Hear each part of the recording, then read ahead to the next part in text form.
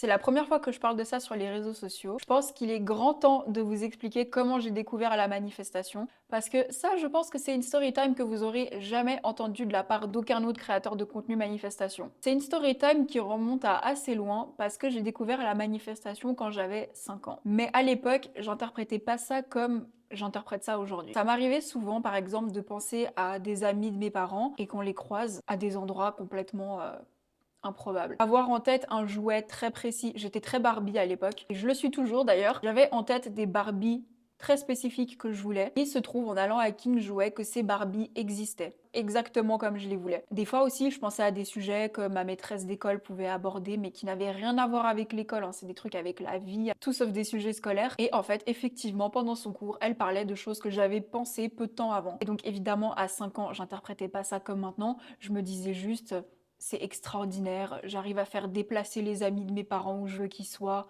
j'arrive à faire dire des choses à la maîtresse, j'arrive à faire apparaître des Barbies dans King Jouet. Je pense que c'est la chose logique que n'importe quel enfant de 5 ans penserait. Surtout, je pensais que c'était pas normal en fait. Parce que je pensais que la vie c'était quelque chose qui nous arrivait et pas quelque chose qu'on créait dans notre esprit. Je vivais un peu ça comme un petit secret. Des fois, ça me faisait peur. Mais des fois, je trouvais ça aussi extrêmement stylé. Mais la petite subtilité, c'est que je pouvais faire ça dans le bon sens, faire apparaître des choses, pour reprendre mes termes de l'époque, qui me plaisaient, mais je pouvais aussi créer des situations que je ne voulais pas. Je sais pas si je pourrais vous raconter cette histoire parce que c'est mon plus gros traumatisme, mais j'ai déjà manifesté des situations que j'avais pensées et au moment où elles sont arrivées, je me suis dit bordel, pourquoi j'ai pensé à ça? De mes 5 à 18 ans. Parce qu'après, il y a eu ce gros boom de la manifestation et on va y revenir parce que c'est un chapitre très intéressant de cette histoire. J'avais assez vite compris que ce que je pouvais faire dans le bon sens, je pouvais aussi le faire dans le mauvais. J'avais compris que c'était toujours le même mécanisme. Ce que je pense, ce que je crois être vrai et ce sur quoi je mets mon attention la plupart du temps arrive immanquablement. Et donc ça fonctionnait pour des petits détails du quotidien, mais ça arrivait aussi pour des choses qui, pour moi, avant, défiaient l'impossible. Et c'est là que la manifestation, même si je savais pas que ça s'appelait la manifestation, m'a sauvée quand j'étais, on va dire, une enfant à partir de 10 ans et durant toute mon adolescence, c'est que j'ai commencé à souffrir extrêmement beaucoup à l'école. À partir de 10-11 ans, ils nous ont dit à l'école que bah, à partir de maintenant, les années vont défiler. Ça serait bien quand même de savoir ce qu'on aimerait faire plus tard, d'avoir une vague idée du métier qu'on voudrait exercer. Moi, j'ai jamais voulu avoir un métier normal, avoir une vie normale comme on l'entend. Ça m'a toujours ennuyée. J'ai jamais aimé ce qui est prévisible, j'ai jamais aimé ce qui est normal. J'ai toujours aimé ce qui est hors du commun et j'ai toujours été fascinée par les gens qui ont un chemin exceptionnel. Pas forcément d'avoir un succès extraordinaire, être une star mondiale, être milliardaire, juste les gens qui sortent du chemin traditionnel et qui ont une vie qui n'est pas comme les autres. Mes parents m'achetaient toutes les semaines tous les journaux qu'on pouvait trouver au magasin de tabac, du style Trinity Star,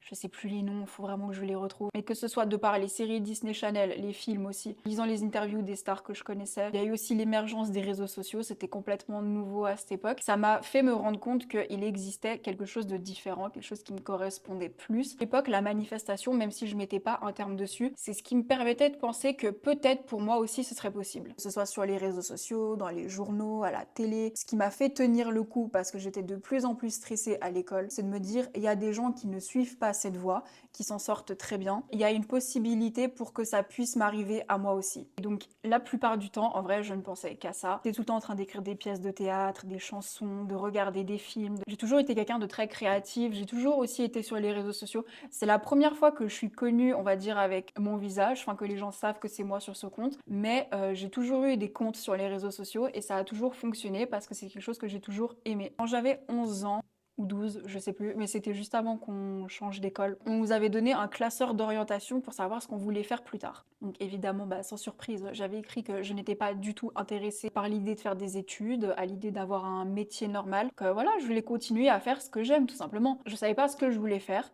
mais je savais ce que je ne voulais pas faire. Évidemment, mon enseignante a convoqué ma mère, qui lui a demandé de m'expliquer que dans la vie, on ne peut pas avoir une carrière comme ça, qu'il faut avoir un plan B. Elles m'ont expliqué les deux que les gens qui sortent de ce traditionnel travail, métro, boulot et tout, c'est genre 1 sur 1 million, qu'il y a très peu de chances que ça m'arrive et qu'il faut vraiment penser à ce que je veux faire plus tard en termes d'études, en termes de métier, parce que bah, c'est la voie la plus probable, quoi. J'ai détesté entendre ça, vous vous en doutez bien, mais je savais au fond de moi que si c'est arrivé à d'autres, Ça peut m'arriver aussi que si mon attention elle est plus focus sur ce que je veux que sur ce que je ne veux pas, ce qui était le cas, j'étais tout le temps dans mon petit monde en vrai et j'ai toujours su que toute ma vie je resterais dans mon petit monde. De mes 14 à 17 ans, c'est là où ça a été le plus dur parce que je veux dire la vérité, je me rappelle de quasiment rien de mes années d'école. C'est-à-dire que c'était tellement en contradiction avec ce que j'avais l'impression d'être utile. Pour moi, ce qui est utile, c'est créer et faire ce qu'on aime. Apprendre des choses dont j'en ai rien à faire, littéralement. Je ne pouvais pas. J'allais à l'école avec l'impression de perdre mon temps. Dès que je rentrais des cours, je m'attelais à ce qui me passionne réellement. Je créais mes posts pour mes réseaux sociaux. Je créais mes histoires. J'adorais déjà écrire des scénarios, écrire des romans, donc je faisais ça. 17 ans, j'en pouvais vraiment plus. Et là, les astres s'alignent enfin. Le Covid. À mon grand bonheur, on a arrêté d'aller à l'école. Je pouvais enfin faire tout ce que je voulais toute la journée. Mais le plus important, et ça c'est vraiment le moment crucial de cette histoire que vous êtes en train d'écouter, il y a eu le gros boom de la manifestation sur les réseaux sociaux. Et ce qui aurait dû être un accélérateur de tout ce que j'ai toujours su, ou en tout cas compris, m'a en fait complètement bloqué. Pourquoi? Parce qu'au début, sur les réseaux sociaux, c'était plus présenté comme un truc vraiment new age. Il y avait des méthodes envoie-tu, envoie-là qui n'avaient toutes aucun sens, comme la méthode 3-6-9, vous vous rappelez? Le fait de mettre sa lettre sous l'oreiller, comme ça l'univers peut accomplir ta manifestation pendant que tu dors. J'avais beaucoup de choses à manifester, de l'argent, une SP, bien évidemment. Comme toutes les personnes qui découvrent la manifestation, je crois qu'on est tous rentrés dans ça au début pour manifester une personne. Mais comble de la surprise, ça ne fonctionnait pas. La SP en question, si je regarde cette vidéo, ça m'a mis 1 an et demi. 1 an et demi, parce que les méthodes n'avaient aucun sens. On avait rendu la manifestation tellement compliquée. En fait, j'y comprenais plus rien. Mais vraiment, je n'y comprenais plus rien. Je me disais, mais c'est tellement bizarre parce que quand j'étais petite, il suffisait que je pense un truc et ça arrivait. Et maintenant, c'est devenu super dur. Franchement, je crois que des fois, j'ai frôlé la psychose, hein. Je voulais tellement bien faire les méthodes, je voulais tellement que tout soit parfait. Je crois que c'est vraiment une époque où on est tous un peu devenus fous, en fait.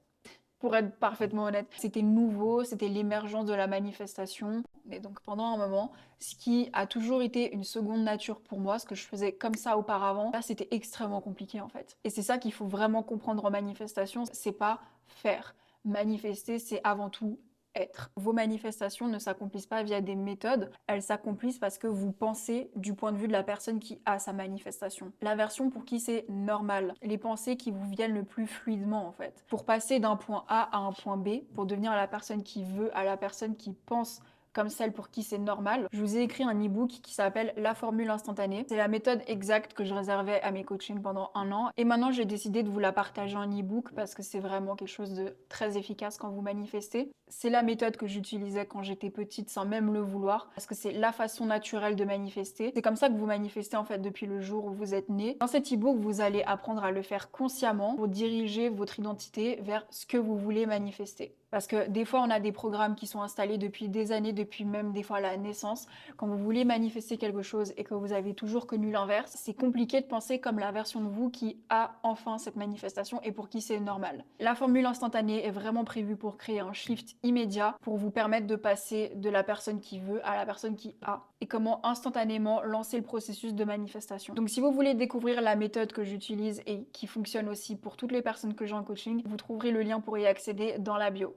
Donc voilà, pendant 1 an et demi, la manifestation, c'était quelque chose que je voyais comme en fait une compétence. Il fallait impressionner l'univers avec nos méthodes, montrer qu'on le voulait vraiment. Et la manifestation, c'est absolument pas ça. Que de nouveau, j'avais ce point de référence qui était la moi enfant, qui pensait les choses, qui mettait son attention sur ce qu'elle voulait, des fois aussi ce qu'elle voulait pas, comme on l'a vu. Et ça arrivait en fait. C'était naturel. J'avais rien à faire, j'avais rien à forcer. C'était un processus extrêmement simple. En 2022, je découvre la chaîne YouTube de celle qui va complètement modifier ma perspective consciente de la manifestation cette fois. C'est elle qui a su mettre des mots sur ce que je savais mais que j'avais jamais vraiment réussi à formuler. Sammy Ingram. C'est elle qui m'a fait comprendre que en fait, il n'y a pas d'intermédiaire entre tes manifestations et toi. C'est toi qui es à l'origine de tout. Tes manifestations prennent racine dans tes assumptions. Est-ce que tu te répètes au quotidien, pas dans ce que tu veux, pas dans ce que tu demandes à l'univers, pas dans les méthodes que tu fais, mais dans ce que tu te répètes au quotidien. Et qu'une des méthodes les plus rapides et les plus efficaces pour reprogrammer ses pensées, c'est l'affirmation robotique. grâce à elle, j'ai pu comprendre des choses comme les gens ne sont pas détachés de nous, les gens reflètent en permanence ce qu'on pense être vrai, que rien n'est impossible, qu'on peut tout manifester, qu'il n'y a pas de petites ou de grandes manifestations, que tout est équivalent. Et en fait, à partir du moment où j'ai assez écouté ces vidéos et puis moi-même formulé ça d'une façon qui était à mon goût et qui faisait sens, je me suis dit un jour, il faudrait que j'en parle sur les réseaux sociaux. J'ai toujours voulu avoir des réseaux sociaux à visage découvert, on va dire, mais j'ai jamais vraiment su de quoi je voulais parler. Et la manifestation, c'est tellement quelque chose qui fait sens pour moi parce que ça a toujours fait partie de ma vie. C'est ce qui m'a permis de pas être noyée des fois dans le brouhaha de l'école, des attentes de la société, entre guillemets. Enfin, il y a pas d'attente de la société quand t'as 15 ans, mais vous avez compris. La manifestation, c'est ce qui m'a toujours donné espoir en le fait que tout est possible. On peut tout manifester, on peut tout créer. À partir du moment où tu penses que c'est possible pour toi. Je sais qu'il y a beaucoup de personnes encore qui sont prisonnières de ces pensées. C'est la vie qui est faite comme ça, que c'est le destin et que c'est pas autrement, alors que c'est tellement faux.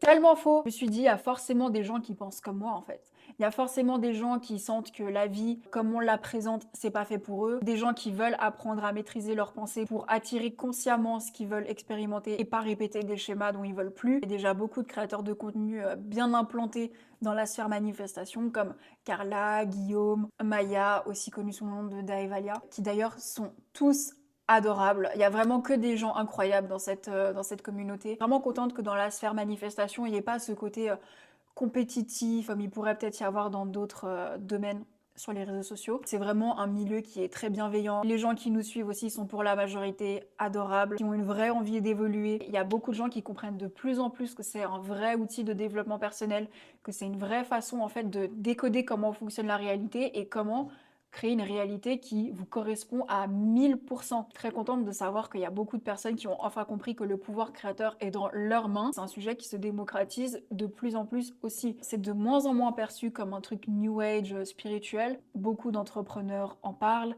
beaucoup de personnes connues en parlent, que oui, effectivement, c'est une reprogrammation de son subconscient. Il faut voir les choses et penser qu'elles sont possibles avant qu'elles arrivent dans votre vie. Voilà, j'ai l'impression que c'est vraiment un sujet qui commence à être accepté en société. Je pense qu'un jour d'ailleurs la science pourra tout expliquer sur ce qui se passe réellement à un niveau atomique. Donc c'est comme ça que j'ai découvert la manifestation, comment ça m'a accompagnée durant presque toute ma vie quand même, fois sans me rendre compte bien sûr parce que ça m'a mis du temps en fait avant de me rendre compte que c'était un vrai concept et pas juste de la chance ou un don, je sais pas trop quoi d'autre. Et maintenant vous savez aussi pourquoi je me suis lancée sur les réseaux sociaux. Donc évidemment les réseaux sociaux font partie intégrante de ma vie. À côté de ça j'ai aussi fait des études de cinéma et c'est mon grand projet dans la vie aussi, c'est de faire des films. Pour le moment je suis très dédiée aux réseaux sociaux. On verra en temps et en heure quand est-ce que je retournerai à ma deuxième qui est en réalité ma première passion dans la vie, parce que j'ai toujours aimé écrire et inventer des histoires. Voilà, comme ça vous savez tout sur tout. N'oubliez pas de vous abonner à ma chaîne YouTube pour ne pas manquer les prochaines vidéos.